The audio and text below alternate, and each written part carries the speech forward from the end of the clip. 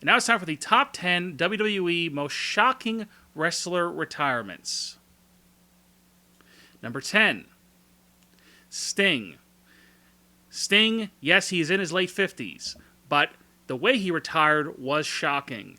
He had his final match against Seth Rollins at the Night of Champions 2015 pay-per-view, where he took a turnbuckle powerbomb and injured his neck. And at the 2016 WWE Hall of Fame, Sting officially announced his retirement. Number 9, AJ Lee. AJ Lee retired in 2015 after wrestling her final match at WrestleMania. Now, AJ Lee, she retired at 28 years old and is married to CM Punk.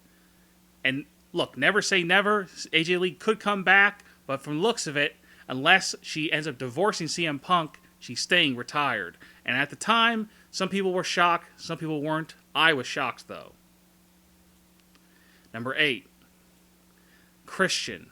Christian has not 100% officially retired, but he has not wrestled since 2014, and he now co-hosts a WWE Network show with Edge. From the looks of it, he's never going to wrestle again. He's had multiple concussions, but you never know.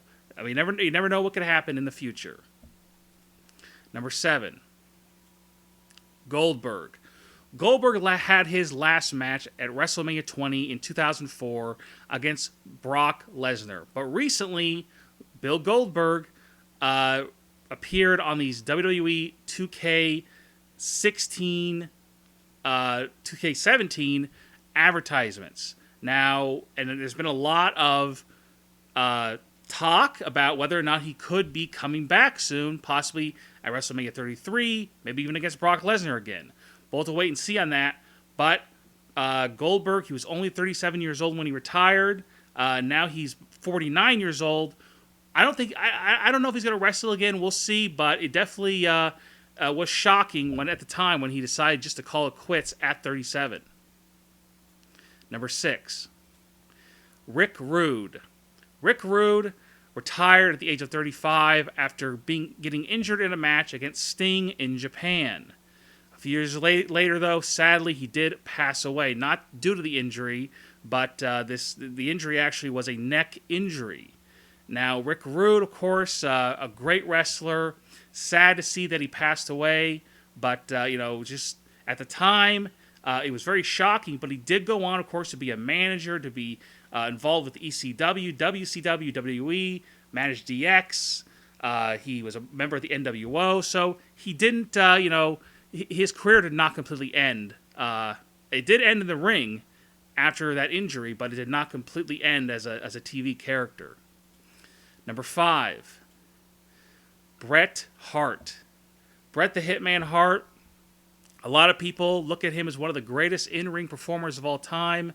His career ended, though, in the year 2000 in WCW in a match against Goldberg where he suffered a concussion. And not too soon after this, a year or two later, he suffered a stroke. Supposedly, it may have been from this concussion. And Bret Hart, he was forced to retire, because of all these things, because of the stroke, because of the injury, because of the concussion.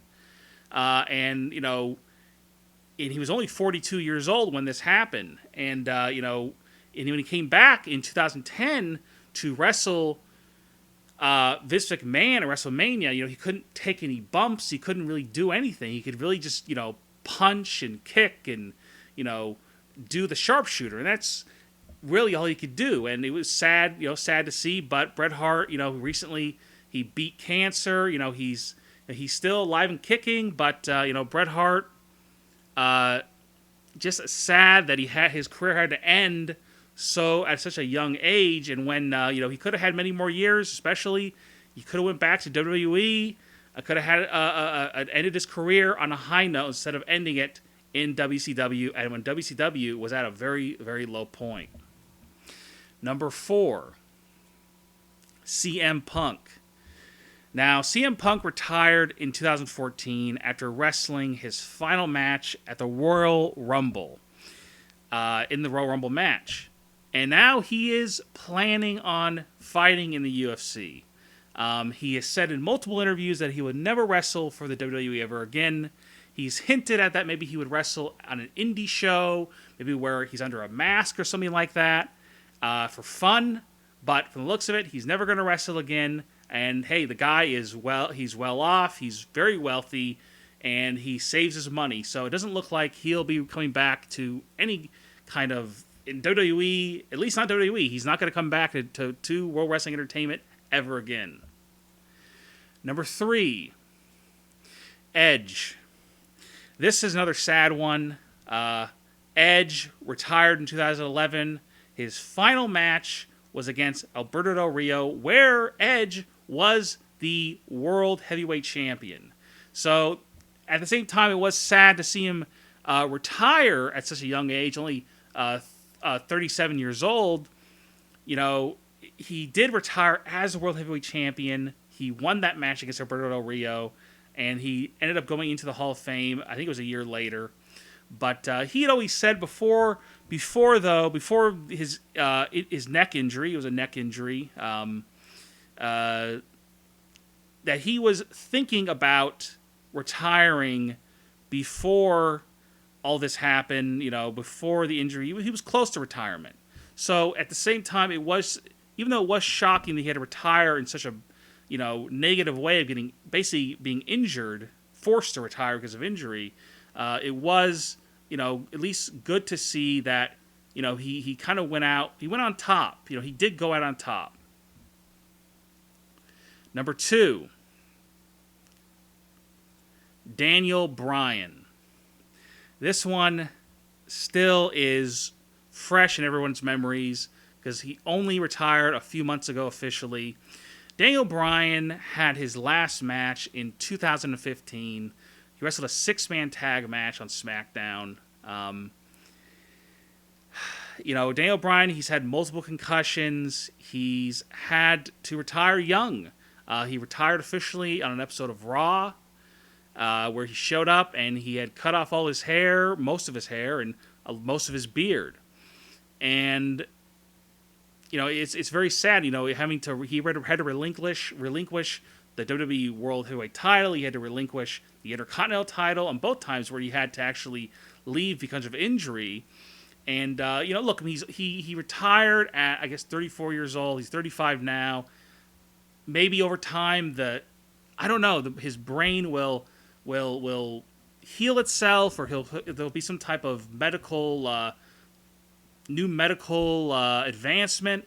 But it's very sad to see such a great wrestler to have to retire at such a young age. But hey, he needs to take care of his health, and that's really number 1 here. And now for the number 1 most shocking retirement in WWE history, Stone Cold Steve Austin. Now, Stone Cold Steve Austin retired in 2003. His last match was against The Rock at WrestleMania 19. We kind of already knew at that point that he was on his last legs. He retired at, he was 38 years old at the time. And he could tell when he had that injury. He had that bad injury against Owen Hart. Owen Hart gave him the reverse pile driver.